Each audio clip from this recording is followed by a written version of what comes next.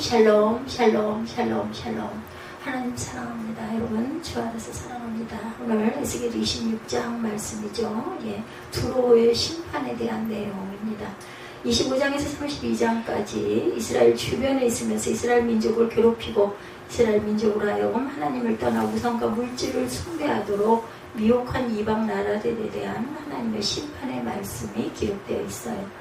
그런데 오늘 이 26장은 두로에 대한 심판의 말씀을 기록하는데, 두로는 아주 큰 영향을 이스라엘에게 미쳤기에 세 장을 계속해서 세 장이 나갈 동안 두로에 대한 언급이 있을 겁니다.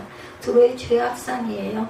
두로는 페니키아 문명의 중심지로 무역이 발달한 섬 도시예요. 11째 어느 날 초하루에 야훼의 말씀이 내게 임하여 이르시되 에스겔에게 임했어요. 그죠? 두로는 원래 해안에 위치해 있었지만 내륙으로부터 오는 적국의 침략으로부터 방어하기 위해서 가나안 땅 북쪽 지중해 앞바다에 있는 작은 섬으로 옮기고 섬 주위에 요새와 같은 이중 성벽을 쌓은 뒤 중심 도시로 자리를 잡았다고 합니다. 시돈에서 약 40km 남쪽에 있고 레바논과 이스라엘 국경에서 24km 북쪽에 위치하고 있어요. 견고한 성읍인 두로입니다. 여호수아 19장 29절에 보면 돌아서 라마와 견고한 성읍 두로에 이르러 돌아서 호사에 이르고 악십 지방겹 바다가 끝이 됐다 이렇게 말하고 있어요. 또 움마와 아벡과 르호빈이 모두 22성읍과 그 마을들이라.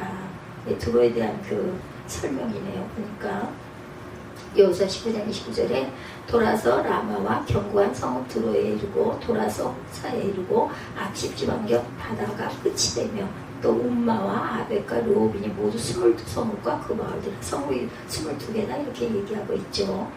두로의 견고한 성에 대해 사무엘하 24장 7절에도 두로 견고한 성에 이르러 히위 사람과 가나안 사람의 모든 성읍에 이르고 유다 남쪽으로 나와 부엘을 세워야 이르느니라. 이게 두로가 아주 중심지로 유명했던 곳인 것 같습니다. 이스라엘 우상 숭배를 가속화시킨 곳이기도 해요. 2절 봅니다. 26장 2절.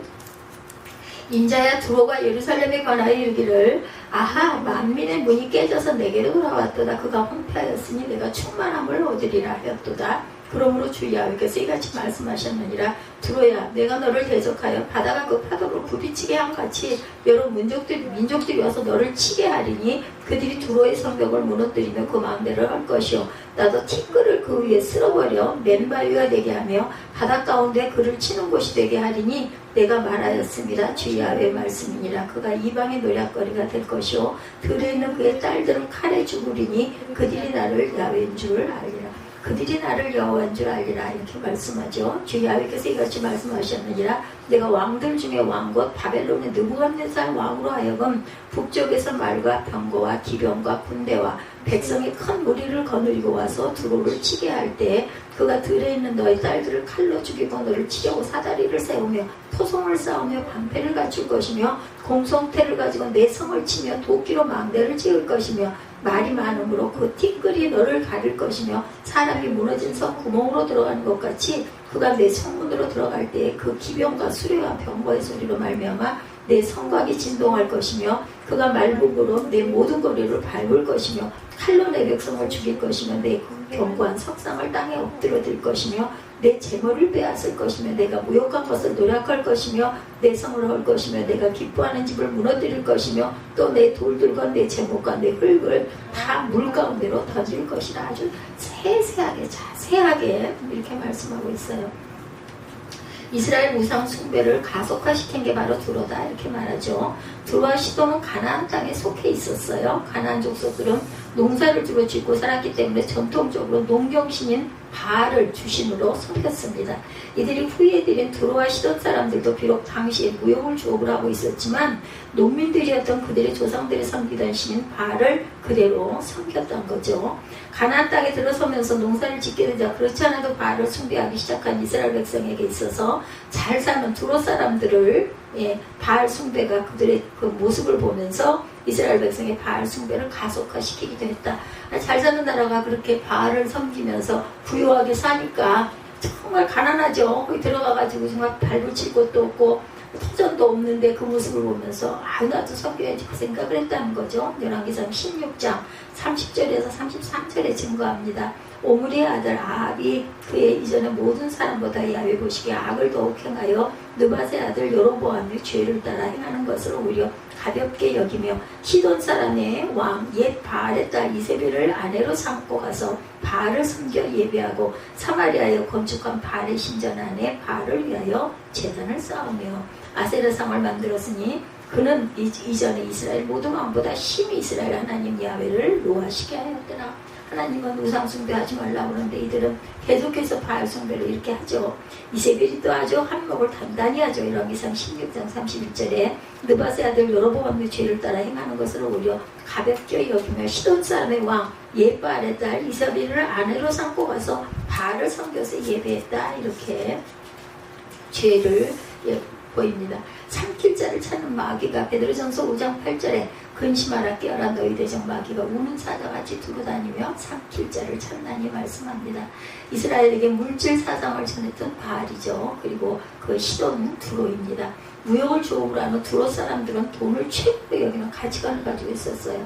아니 장사를 하는 사람들이니까 그랬겠죠. 그들은 모든 것을 경제화시키는 데 익숙해 있었고 돈이 있으면 세상에 값진 것들을 손에 넣을 수 있고 물질로 인간의 풍요와 쾌락을 얼마든지 누릴 수 있다는 신념을 가지고 있었어요.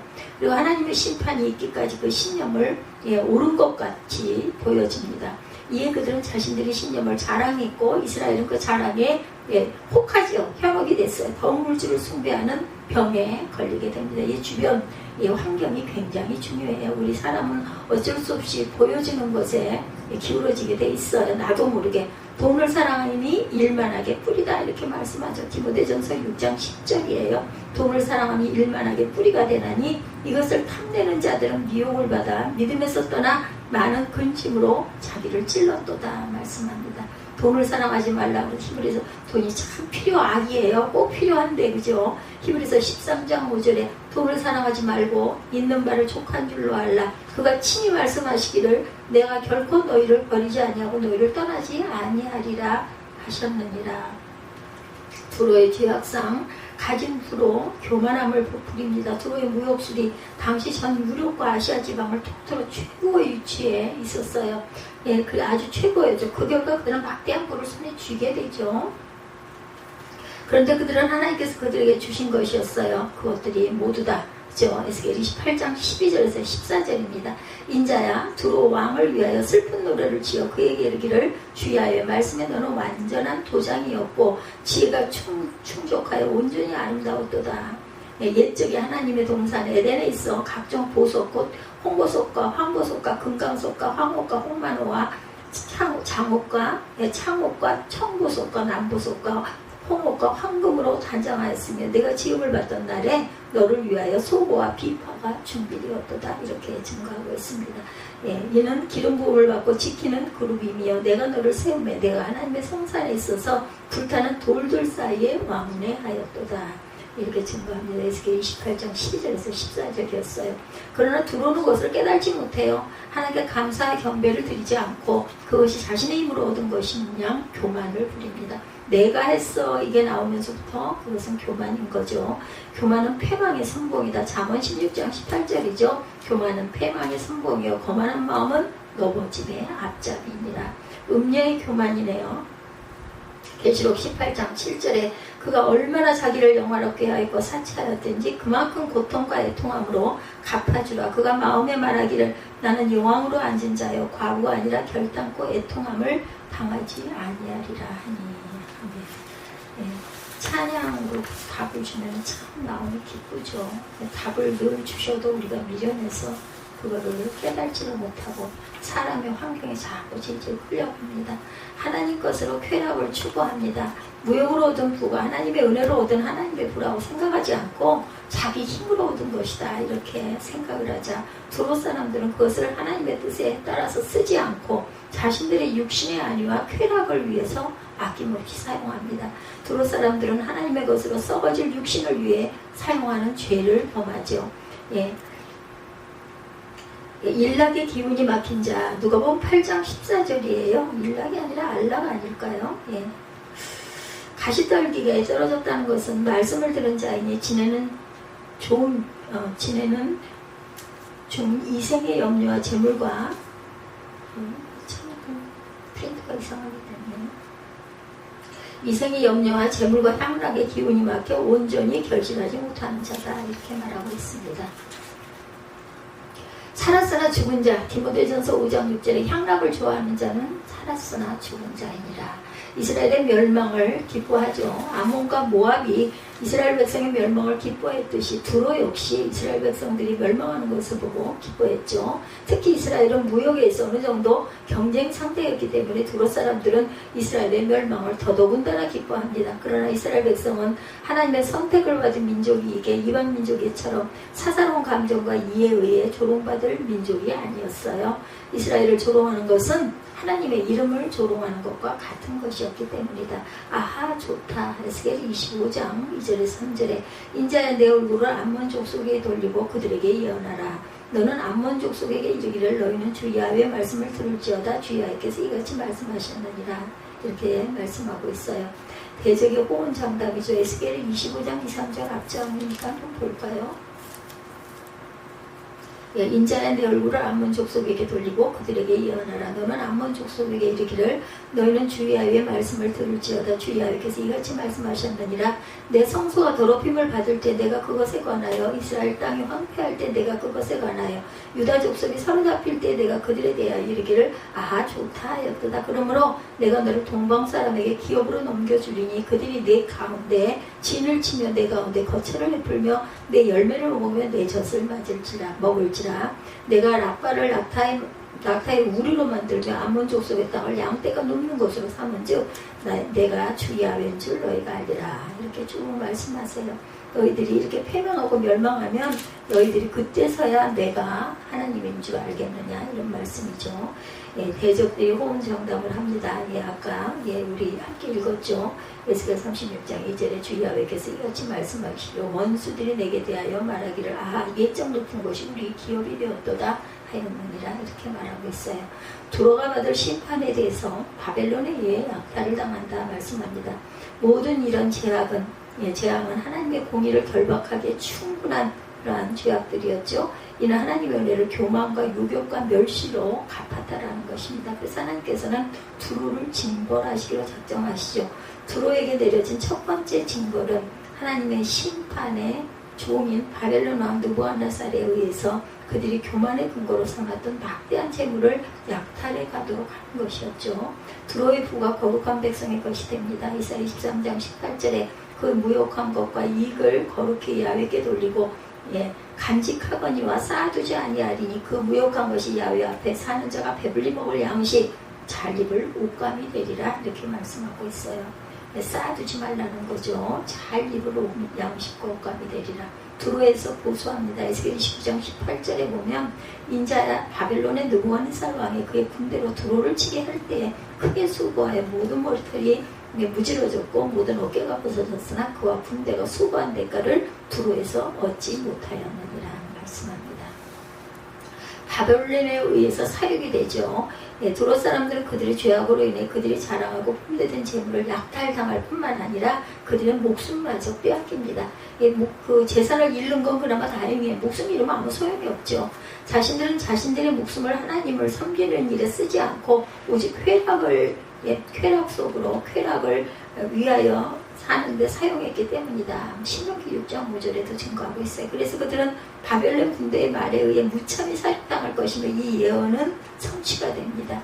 두로의 칼로 벌을 받죠. 예레미야 27장 8절에 야훼 말씀이니라 바벨론의 왕 느부갓네살을 섬기지 아니하며 그 목으로 바벨론의 왕의 멍에를 매지 아니하는 백성과 나라는 내가 그들의 멸망하기까지 칼과 기름과 전염병으로 그 민족을 멸하려니까 애굽을 의지하지 말고 바벨론을 의지하라. 바벨론 쪽으로 가라고 그랬는데 계속 말을 안 듣고 애굽으로만 그렇게 머리를 뒤밀어서 결국 멸망을 하게 됐다는 거죠.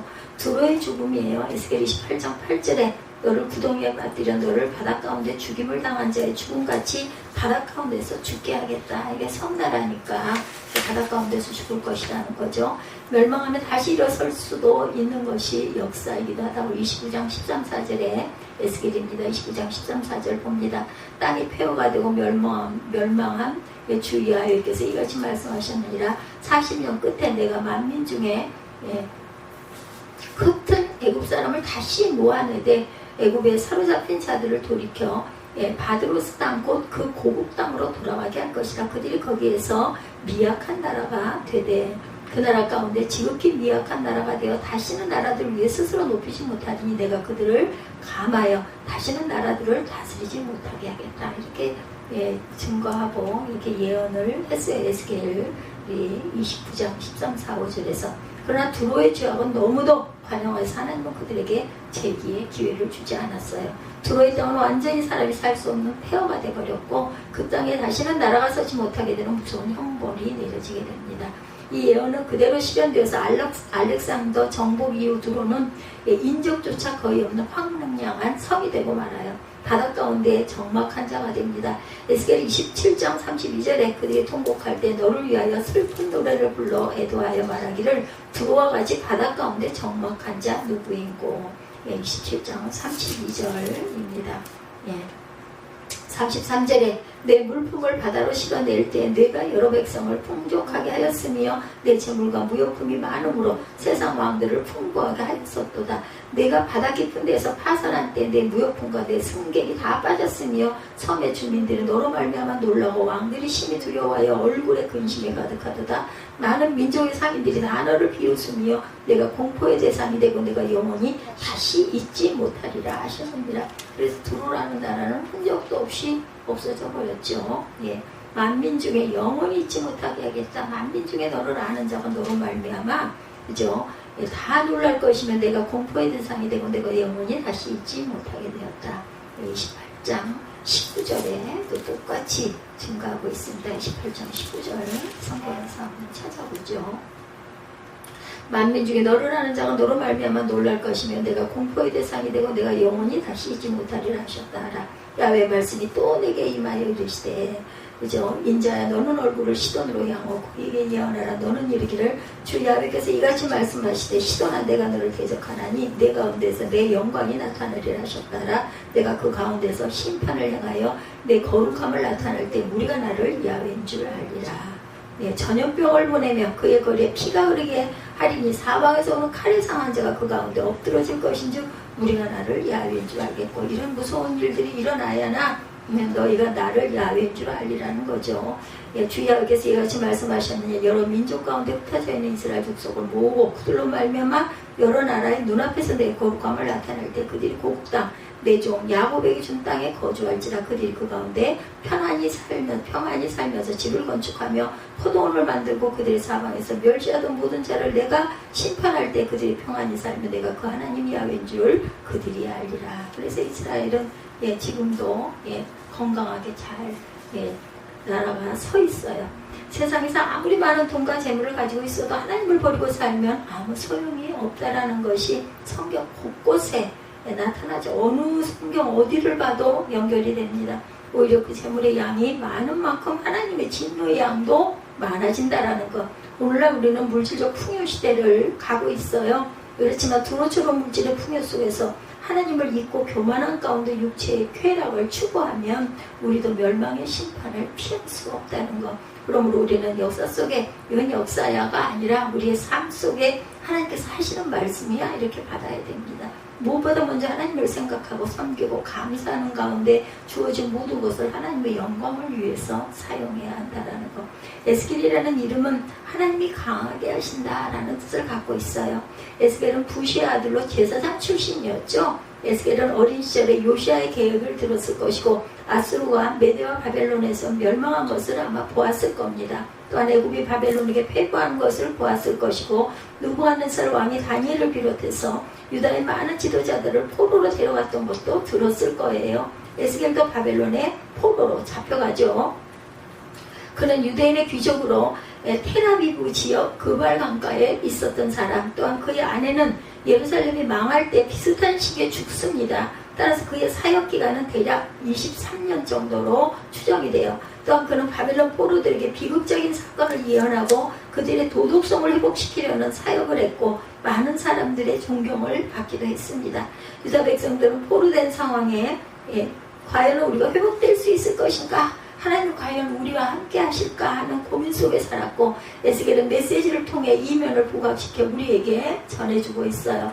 이스라엘은 하나님의 심판의 포로가 되지만 결국에는 회복된다는 것을 선포하고 있습니다. 에스겔서의 구성은 두 부분 혹은 세 부분으로 나눌 수가 있는데, 두 부분으로 나누면 1장에서 32장 심판에 대한 것이고 33장에서 48장까지는 구원에 대한 것이죠. 그러니까 벌써 심판에 대한 부분, 끝부분 쪽으로 우리가 가고 있어요. 26장이니까. 그래서 이방에 있는, 주변에 있는 그런 나라들에 대한 것들을 증거하고 있습니다. 세 부분으로 나누면 1장에서 24장은 유다와 예루살렘에 대한 심판이었죠. 우리가 쭉 유다와 예루살렘에 대한 심판의 내용들만 쭉 보면서 왔어요. 그죠? 근데 25장에서 32장은 이방 나라들에 대한 심판, 지금 우리가 이제 26장이니까 심판이고, 33장부터 48장까지는 유다 예루살렘에 대한 축복입니다. 그래서 33장부터는 축복에 대한 말씀이, 밝은 말씀들이 아마 많이 증거가 될 겁니다. 오늘 본문은 심판에 대한 부분들, 이방 나라에 대한 하나님의 심판을 말씀하고 있죠. 두로는 히브리어로 초로입니다. 초로, 반석이라는 뜻에서 유래가 됐어요. 이렇게 좋은 이름을 가지고 이렇게 악행을 행해서 결국은 망해서 없어져 버리는 나라가 되고 말았네요. 해안 1.5마일 안에 드러난 바위 위에 위치해 있었기 때문에 지어진 이름이 되기도 하다고 합니다. 반석이라는 뜻은, 그죠? 바위 위에 지어졌기 때문에. 두로는 베니게의 핵심적인 도시로 해안과 앞바다에 지어진 도시이기도 하다라고 설명하고 있어요. 두로의 죄와 심판의 내용이 쭉 해서 기록되어 있어요. 1절에서 6절까지 우리가 아까 읽었습니다. 두로 역시 다른 나라들과 마찬가지로 예루살렘의 멸망을 기뻐하며 자신들에게 이익이 되는 기회로 생각을 하죠. 2절에 보면은 이렇게 말씀하고 있어요. 2절에 두로와 예루살렘에 관하여 이르기라. 하, 만민의 문이 깨져서 내게로 돌아왔도다. 그가 황폐하였으니 내가 충만함을 얻으리라. 네가 황폐하였으니까 내가 그것을 취하리라, 이런 얘기인 거죠. 이러한 두로의 행동에 대해서 하나님은 3절에서 6절까지 6가지의 심판을 말씀합니다. 3절에서 6절까지 이같이 말씀하셨느냐. 두로야, 내가 너를 대적하여 바다가 그 파도를 부비치게 한 같이 여러 민족들이 와서 너를 치게 하겠다. 그죠? 첫 번째죠. 그들이 두로의 성벽을 무너뜨리며 그 망대를 할 것이고, 나도 티끌을 귀에 쓸어버려 맨바에게 되게 하며 바닷 가운데 그물 치는 곳이 되게 하리니 내가 말하였습니다. 주야의 말씀이니라. 그가 이방의 노략거리가 될 것이요 들에 있는 그의 딸들은 칼에 죽으리니 그들이 나를 야훼인 줄 알리라. 이렇게 심판의 내용을 증거하고 있어요. 열국들이 와서 칠 것이고 하나님의 두로를 대적할 것이며 두로의 성벽이 회폐될 것이며 망대가 흘려 티끌을 그 위에 쓸어버려서 반석이 될 것이다. 이렇게 얘기하죠. 6가지 정도가 나와 있습니다. 상업적, 정치적 권력의 중심지가 모든 이방 나라들의 노략거리가 될 것이고, 도시는 파괴되어 칼로 사람들이 죽게 될 것이다. 하나님께서 두로를 심판하는 이유가 뭐예요? 예루살렘의 멸망을 즐거워했기 때문이다. 2절이죠. 인자야, 두로가 예루살렘을 쳐서 이르기를, 아하, 좋다. 만민의 문이 깨져서 내게로 돌아왔도다. 그가 황마였으니 내가 충만함을 얻으리라. 이것을 내가 지으리라. 그래서 남이 그렇게 해서 망한 부분들을 내가 취하는 것이 좋은 게 아니라고 말씀을 드린 겁니다. 두로와 예루살렘을 일컬어 만민의 문이라고 부르고 있는 것을 볼 때 예루살렘은 한때 부와 권세가 집중되어 있던 곳임을 알 수가 있어요. 문이라고 하는 것은 들어가고 나가는 그런 출입구이죠. 예루살렘은 한때 열국의 사람들이 그곳으로 출입하던 입구 역할을 했던 곳이죠. 한때 번영을 부리던 시절이 있었다는 이야기입니다. 그런데 두로는 예루살렘으로 불리워지는 유다 왕국에 대해서 일종의 경쟁의식을 지니고 있어요. 근데 이제 예루살렘 폐망과 더불어 불을 독점할 수 있다는 기대를 갖게 되죠. 아무리 경쟁 상대라고는 하지만 경쟁 상대가 깨지고 파괴되고 무너져서 황폐하게 되었는데 좋아할 게 뭐겠느냐, 난망하는 거 좋아할 일이 뭐겠느냐는 거죠. 다른 사람의 불행과 패망을 통쾌하는 것은 죄악이라고 말씀하고 있어요. 그런 거 내가 취할 필요가 없죠. 물론 뭐 세상에 나와 있는 건데 있는 사람이 머리를 잘 써서 싼 값을 사면 굉장히 좋은 거지만 하나님의 말씀은, 진리는 그렇지가 않습니다. 다른 사람의 실패와 좌절을 내 이익의 기회로 삼으려는 것은 죄악이다. 예루살렘이 비록 심판받을 만한 충분한 악을 행하였다 할지라도 제3자는 그것을 안타깝게 여겨야 된다는 거죠. 바울의 마음 안에는 큰 근심이 있었고 그치지 않는 고통이 있었어요. 로마서 9장 2절에 증거합니다. 그게 바로 동족 이스라엘이 아직도 예수를 믿지 않고 하나님의 진노를 사고 있는 것이었어요. 따지고 보면 유대인들이 얼마나 바울을 괴롭혔어요. 그죠? 바울을 죽이기 위해서 결사대까지 결성했을 정도로 그 동족이 바울을 죽이려고 했지만, 그럼에도 불구하고 바울은 그들의 영원히 구원을 거부하고 있는 것에 대해서 정말 안타까워하죠. 내가 죽더라도 그들이 구원받았으면 좋겠다, 이렇게 고백을 할 정도예요. 아주 안타깝죠.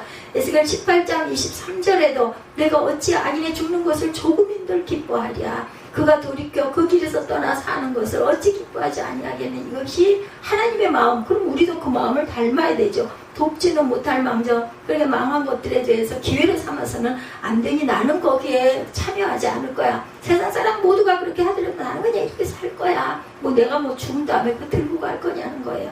그러니까 하물며 그렇게 해서 그 집에 들어가 살겠느냐는 거죠. 그러지 말라는 얘기입니다. 우리는 그러면 안 돼. 그거를 내가 바꿀 수는 없고, 나 힘이 없기 때문에 오직 기도할 뿐이지만 내가 거기에 들어가서는 안 된다는 거야. 하지 마라. 왜 그 집을 보여주고 찬양을 왜 주셨겠냐. 너 갈 곳 있어. 너 이 집 내가 예비했어. 너 거기 헌신한 거 내가 봤어. 너 피아노 밑에서 잘 때부터 여기가 네 집이야. 이걸 알려줬는데도 지금 사단의 세력이 막고 흑암의 세력이, 나도 그 싫어하는 걸 너무 알기 때문에 아이고 내 집에 들어가서 진저리를 치면 사는 건 나 그냥 상상받아도 너무 싫어. 그냥 하라 그래. 하고 그냥 그건 그냥 뭐 사업에 이용하든 뭐해도 그랬으면 좋겠고, 그냥 사는 집은 들어가 살았으면 좋겠는데 그건 내가 할 수 있는 부분이 아니야. 아무리 내가 얘기하면 더 싫어할 텐데, 더 반발할 텐데 하나님이 하셔야지. 그건 때를 기다려야 되는 것이고, 우리는 그냥 우리 갈 길 가는 거다.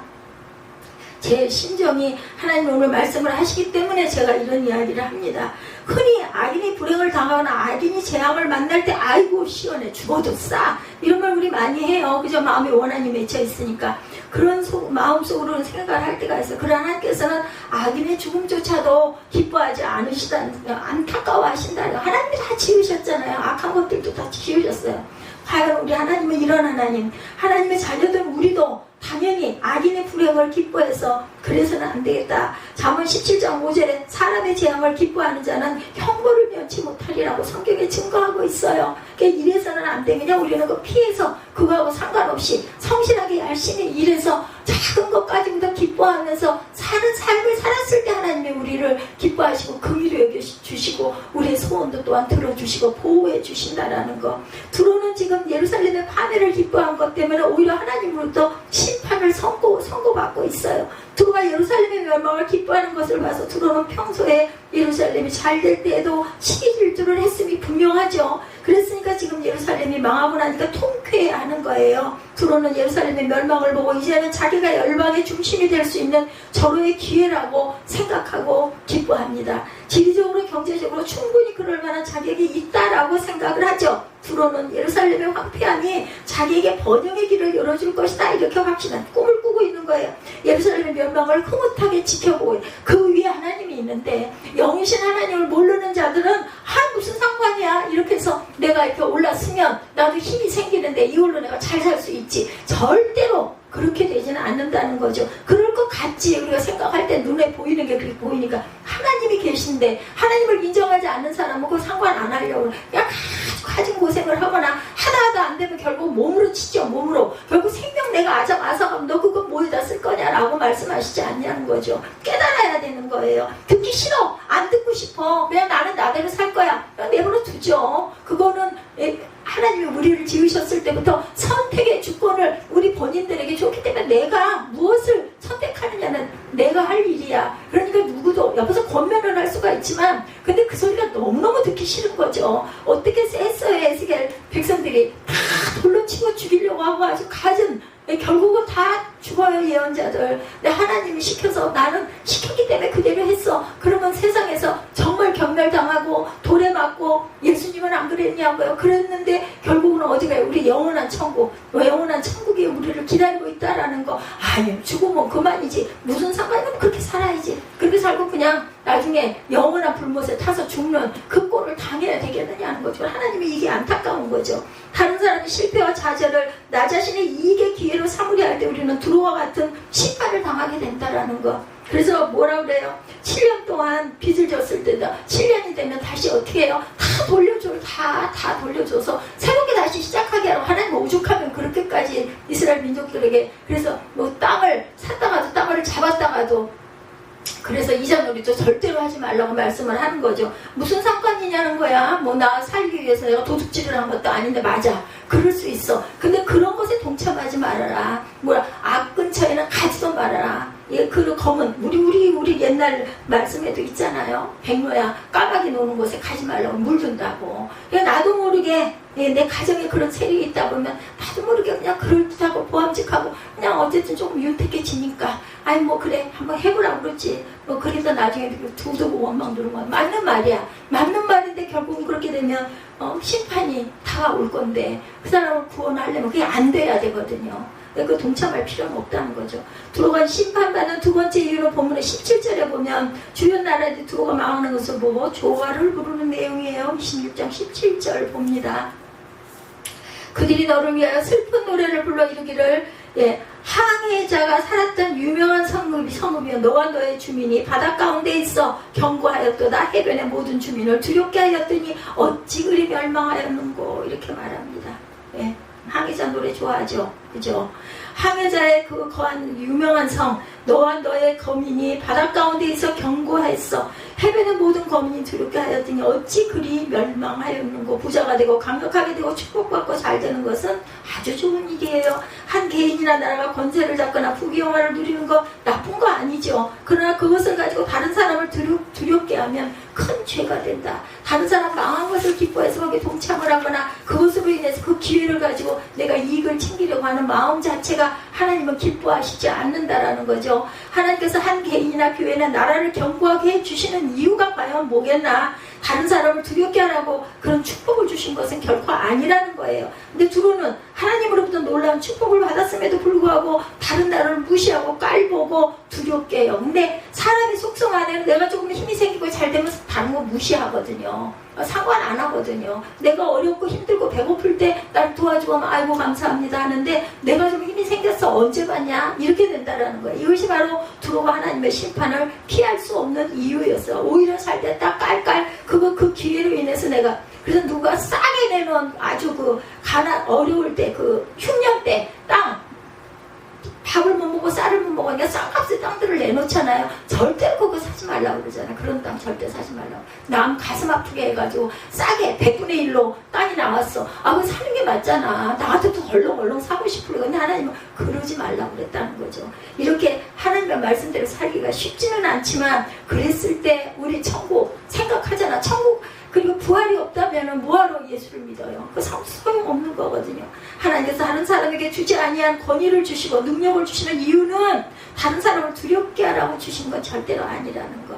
자족하라고. 어렵게 살았으니까 조금 좀 어깨도 좀 피고 기 좀 피고 열심히 일해서 그것을 기뻐하면서 하나님께 감사하면서 살라고 주시는 거라는 것을 다시금 깨달아야 된다. 어떤 이유로든지 우리는 다른 사람을 두렵게 해서는 안 된다. 두려운 일, 이런 두려운 일에 내가 가까이 가서도 안 된다. 다른 사람을 두렵게 함으로 권위를 세우려는 것이야말로 하나님의 진노를 사는 일이다. 3절에 하나님께서 직접 두로를 대적하시겠다고 하죠. 예, 두려운 일입니다. 이런 게 두려운 거 눈에 보이지 않지만 이게 선지자들을 통해서 이 말씀을 선포할 때 막 그 선지자를 미워하고 돌로 치고 죽이려고 하지만 결국은 그렇게 돼요. 그 선지자가 죽어도 상관없어. 하나님은 결국은 하나님 뜻대로 아닌 악을 제해버리시죠. 우리를 대적하신다면 남아있는 것이 뭐겠는가. 하나님께서 우리를 대적한다면 7절에서 14절은 두로에 대한 심판의 내용들이었어요. 우리 쭉 읽었죠. 하나님께서 열왕의 왕 느부갓네살을 통해서 군사를 일으켜 두로를 치게 하세요. 예, 자신이 하시는 게 아니라 사람을 통해서, 나라를 통해서 이렇게 하죠. 사람 만나는 것도 마찬가지입니다. 여기서 주어는 모두 내가라는 단어를 쓰고 있어요. 이 원어를 보면 더 무서울 겁니다. 하나님께서 직접 심판의 주체가 되시는 것을 보여주고 있어요. 하나님 심판의 대행자인 느부갓네살 왕이 두로를 치게 될 때 운지와 토성을 쌓고 공성퇴로 칠 것이다. 운지는 토성은 흙, 언덕, 공성퇴는 전쟁 무기의 일종이죠. 공격할 때 기병과 수레와 병거들의 규모가 대단해서 땅을 울릴 것이며 백성들을 죽일 것이다. 11절에 나오는 경관 석상은 도시의 건물을 지탱하는 큰 기둥을 뜻하거나 두로의 안전을 상징하고 있어요. 11절 볼까요? 그가 그 말굽으로 내 모든 거리를 밟을 것이며 칼로 내 백성을 죽일 것이며 내 견고한 석상을 땅에 엎드려드릴 것이며, 여기서 견고한 석상이겠죠. 내 재물을 빼앗을 것이며 내가 무욕한 것을 노력할 것이며 내 성을 헐 것이며 내가 기뻐하는 집을 무너뜨릴 것이며 내 돌들과 내 제목과 내 흙을 다 물 가운데 던질 것이라. 내가 내 노랫소리를 그치게 하면 내 수금소리를 다시 들리지 않게 하고 너를 맨바위가 되게 한즉 내가 금을 말리는 곳이 되고 다시는 건축되지 못하리나 야훼가 말하였습니다. 주 야훼의 말씀입니다. 석상에 무너지면 도시의 힘과 지도력의 붕괴라고 해석을 합니다. 그리고 두로의 재물과 무욕한 것들과 성과 집과 돌과 제목과 흙 등을 빼앗기고 황폐하게 될 것이다. 이 심판은 다시는 건축되지 못하리라는 말씀과 같이 철저한 파괴를 당하게 될 것이라는 것. 노랫소리, 수금소리도 들리지 않을 것이며 모든 것은 황폐가 될 것이다. 두로의 거리는 밤낮으로 노랫소리와 수금소리가 끊이지 않았었다고 합니다. 야훼께서 직접 말씀하시기를 다시는 노랫소리도 풍악소리도 들리지 않게 하겠다. 다시는 두로의 성읍이 건축될 일은 영원히 없을 것이다. 저주하죠. 화려한 성읍 두로는 예루살렘을 멸망시키러 왔던 느부갓네살 왕에게 정복당해서 맨바위로 드러나와 그물이나 말리는 곳으로 전락을 해버렸어요. 하나님은 상관없이 뽐내던 아름다움과 부유함은 오히려 심판의 날에 부끄러움을 재촉할 것이라는 것. 15절에서 18절은 주변 국가들의 애가가 나타나 있죠.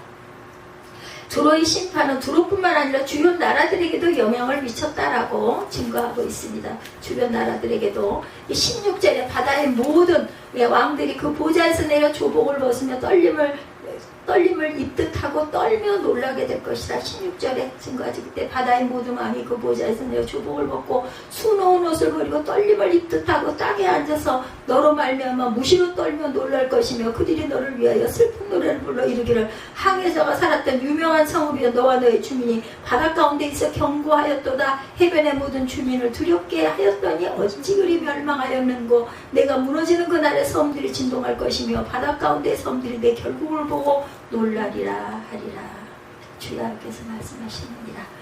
예, 섬들이 진동할 것이라는 거죠. 애가를 부를 것이고, 예, 여기서 조복을 입는다는 것은 장미의 노래를 부른다는 의미를 갖고 있습니다. 두로의 멸망은 두로와 협력관계에 있거나 두로의 영향력 아래 불을 축적했던 지중해 연안의 도시국가들을 놀라게 합니다. 즉 무역과 상업을 위해 두로의 해상로로 의존했던 여러 나라들, 두로의 멸망으로 당장 생계의 위협을 받는 지중해 연안의 도시국가들이 아우성을 칠 것이라는 거죠. 그들의 탄성은 막강한 두로의 해양 세력이 무너짐으로 자신들에게도 멸망과 파괴가 닥쳐올 것을 두려워하고 있다. 그들이 두로를 향해 불렀던 장성곡을 들어봅니다. 너 항해자들이 머물렀던 성읍아 내가 어쩌다가 이렇게 망하였는가. 그렇게도 이름을 날리던 성읍, 바다에서 세력을 떨치던 그 성읍, 주민과 그 성읍이 온 육지를 떨게 하지 않았던가. 이렇게 오늘 내가 쓰러진 이 17, 18절입니다. 섬들이 떨고 있다. 바다에 있는 섬들이 내 종말을 지켜보며 놀라고 있다라고 얘기하죠. 내가 무너지는 그날에 섬들이 진동할 것이며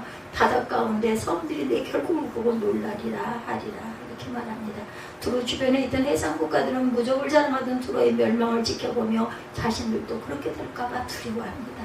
세상 권력이나 권세의 삶의 무게중심을 두고 사는 자는 언제나 불안할 수밖에 없다는 것. 19절에서 21절입니다. 두로에 대한 심판의 반복이죠. 하나님의 심판을 통해 두로를 사라지게 하고 다시는 영원히 만나지 못하게 하셨어요. 이들이 받은 심판은 큰 물로 덮음 같았다. 두로는 구덩 위로 내려가며 다시 산 자가 되지 못할 것이다. 두로가 함정에 빠지는 묘사는 애굽 사람들이 이스라엘 백성을 잡으러 오다가 물에 수장된 것과 비슷했다고 하죠. 하나님은 이스라엘을 잡으러 왔던 애굽의 군사들을 홍해 바다 물속에 수장을 시켜버리셨죠. 그죠? 바다가 닫혀버렸어요. 그들이 다 들어오자마자 두로의 최후는 이와 같이 구덩이와 땅 깊은 곳에 처하여 영원히 사라지게 될 것이다. 사라졌죠. 하나님의 심판은 다시는 돌이킬 수 없는 확고한 형벌이다. 오래 참으시는데 마지막 심판은 이렇게 된다는 것.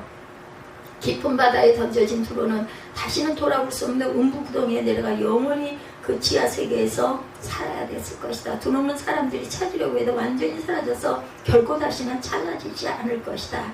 심판의 도구, 구원의 도구, 하나님께서 우리에게 복을 주시는 이유는 두렵게 하려고 주신 것은 결단코 아니죠. 예, 다른 사람을 심판하는 도구로 주신 것은 더더욱입니다. 그러면 무엇 때문에 그런 복을 구원의 도구가 되고 구원의 통로가 되라고 그런 복을 주셨다는 것. 하나님께서 예루살렘에게 만민의 문이 되는 복을 주신 이유는 열국에서 구원의 통로가 되라고 이렇게 주신 거예요. 그런데 예루살렘은 구원의 통로가 되는 사명을 저버리고 교만해져서 하나님을 등지고 말았어요. 하나님께서 미국이나 바벨론이라고 하는 나라를 심판의 도구로 사용하실 수가 있겠죠. 그러나 그들이 긍휼 없는 심판을 하면 하나님께서는 그들 나라들 역시 심판의 대상으로 여기시죠. 하나님께서 아무리 바벨론은 심판의 도구로 사용하셨다 할지라도 자신들은 그렇게 생각해서는 안 되죠.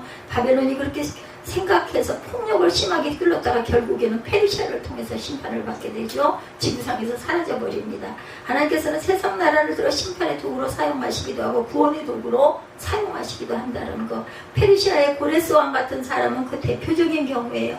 고레스 왕은 즉위 원년에 이스라엘 백성에게 해방령을 선포하고 고국으로 돌아가서 성전을 짓도록 허락하십니다. 그러나 페르시아 역시 나중에 강대국이 되어 긍휼 없는 심판을 당하다가 지구상에서 사라지고 말죠. 하나님께서 세상 나라를 때때로 심판의 도구로 이렇게 사용하신다. 우리 역사를 보면 그것을 깨달을 수가 있죠. 때때로 일어나는 전쟁들이 바로 그런 것이다. 전쟁은 얇게 속한 것이라고 했는데 그죠? 전쟁은 분명히 하나님께서 심판의 도구로 사용하시는 게 맞아요. 그러나 구태여 나 자신 다른 사람을 심판하는 심판의 도구가 되어서는 안 돼. 이거는 뭐예요? 하나님의 주권을 침해하는 월권행위다. 그렇기 때문에 그거는 누구에게 하나님이 하실 것이라고 맡기고 나는 그런 것에 같이 밭에서 가서는 절대로 안 된다. 쳐다도 보지 말고 살아야 된다는 거죠. 가능하다면 심판의 대구가 되지 않는 것이 복이에요. 하나님께서 직접 명하셔서 그렇게 하라면 어쩔 수 없지만 그렇지 않다면 심판의 메시지조차 하지 않는 것이 좋다라는 거. 하나님께서 에레미야나 에스겔 같은 선지자들에게 심판의 메시지를 선포하도록 명하셨어요. 에레미야나 에스겔은 정말 가슴 아픈 마음을 가지고 심판의 메시지를 선포합니다. 본인들이 금식하기도 했고 감옥에 갇히기도 하면서 긍휼의 마음을 가지고 심판의 메시지를 선포하죠. 어찌되었건 심판의 도구가 된다는 것은 피하고 싶은 일이었겠죠. 그래서 하나님께서 이 지구상의 심판의 도구가 아니라 구원의 도구가 되게 하시려고 교회를 세우신 거예요. 교회는 구원의 방주가 되어야 합니다. 하나님께서 하나님의 나라가 세상 나라와 판이하게 다르다는 것을 보여주기 위해서 이 땅에 하나님의 교회를 세우신 거예요. 하나님께서 교회를 구원의 도구가 되게 하기 위해 세상 나라와 구별했습니다. 교회는 할 수만 있다면 심판의 도구가 되지 않아야 된다. 개인적으로 하나님께서 다른 사람들을 심판의 도구로 사용하실지라도 나를 심판의 도구로 사용하지 않기를 바라는 마음이 우리 마음 안에 늘 있어야 돼. 안타깝고 너무나 안 됐잖아요. 불쌍하고 긍휼하죠. 우리가 자원하여 심판의 도구가 될 필요가 없어요. 구약 성경에 나오는 사건 중에서 스스로 심판의 도구를 자처하다가 책망을 받은 사람들이 있죠. 시므온과 레위 이런 사람들이죠. 야곱이 바단 아람에 있는 삼촌으로부터 도망 나올 때 이야기입니다. 세겜이라는 성읍에 머물 때 야곱의 딸 디나가 세겜의 추장에게 겁탈을 당하는 사건이 터지죠. 그때 시므온과 레위가 세겜의 추장과 백성들에게 복수하기 위해서 거짓으로 언약을 맺고 세겜 사람들에게 할례를 행하게 해서 시므온과 레위가 주동이 되어서 세겜 사람들을 몰살시켰던 사건이 성경에 나와요. 그 일로 인해서 시므온과 레위는 야곱으로부터 허된 꾸중을 듣고 야곱이 죽기 전에 자녀들에게 복을 빌었는데 시므온과 레위는 복을 받지도 못합니다. 하나님께서 심판의 도구가 되게 하시면 모를까? 우리가 자원해서 심판의 도구가 되느냐? 우리가 사람을 판단하지 말라는 것이 바로 이런 뜻이죠. 근데 은혜가 메마르게 되면 마음에 독이 나오게 되죠. 그래서 하나님 나를 심판의 도구로 사용하여 주소서라는 기도도 하게 된다라는 것. 두려운 일이죠.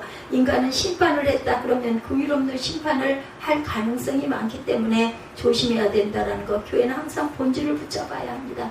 교회의 본질이 뭐예요? 구원이에요. 부름받은 그리스도의 제자들이면서 보냄받은 그리스도의 제자들입니다. 무엇으로 부르심을 받아요? 예배와 가르침과 훈련과 교제와 복음 전도와 섬김과 봉사로 우리는 부름을 받았어요. 하나님 부르심의 목적 가운데 심판하라는 내용이 없습니다. 그러나 심판은 하나님께 맡기죠. 그래서 다윗이 늘 도망다니면서 사울을 하나님이 알아서 하실 때까지 10수년 동안을 도망을 다니죠. 생명이 위태로울 때도 심판의 도구가 있는 일이 즐거울 일이 아니죠. 11절에서 14절에 심판의 도구가 되는 바벨론의 군대가 두로의 백성들이 어떻게 해요? 말국으로 모든 거리를 밟고 칼로 백성을 죽이고 견고한 석상을 땅에 엎었어요. 11절에 14절에 재물을 빼앗고 무욕한 것을 누락질하고 성을 헐고 집을 무너뜨리고 돌들과 제목과 흙을 다 물가운데 던지고 노랫소리로 소리도 그치게 하고 수금소리도 다시는 들리지 않게 하고 다시는 건축도 하지 못하게 합니다. 아주 잔인하고 살벌하죠.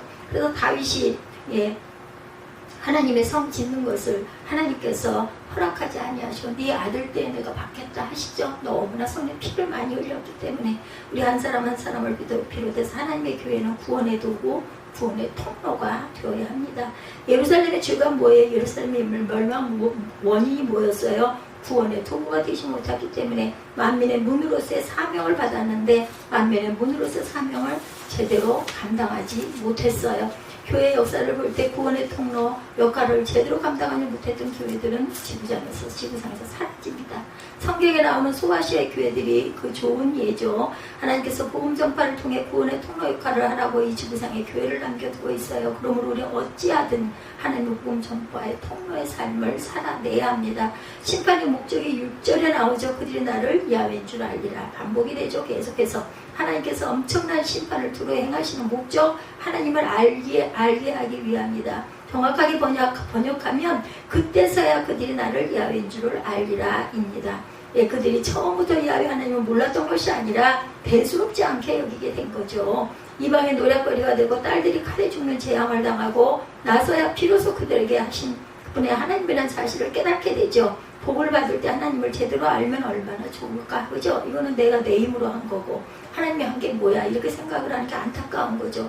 복을 아무리 주어도 하나님을 알지 못하면 하나님께서 심판을 통해서라도 자신을 알게 하시겠다는 거예요. 하나님을 제대로 아는 것이 얼마나 중요한 문제인지를 알려주는 표현입니다. 하나님께서는 하나님의 교회를 이 시대의 만민의 문으로 세우셨어요. 그러므로 하나님의 교회는 우리 각 사람은 어쩌든지 하나님의 구원을 알리는 구원의 통로가 되고 하나님을 알려주시는 복음 전도의 통로가 되도록 힘써야 합니다. 그래서 오늘 두로가 결단과 촉구입니다. 하나님의 심판을 당하게 된 결정적인 이유는 하나님을 인정하지 않는 교만한 삶을 살았기 때문이다. 나아가서 예루살렘이 하나님의 심판을 받을 때 그것을 통쾌하면서 자기 이익의 기회로 삼고자 했다.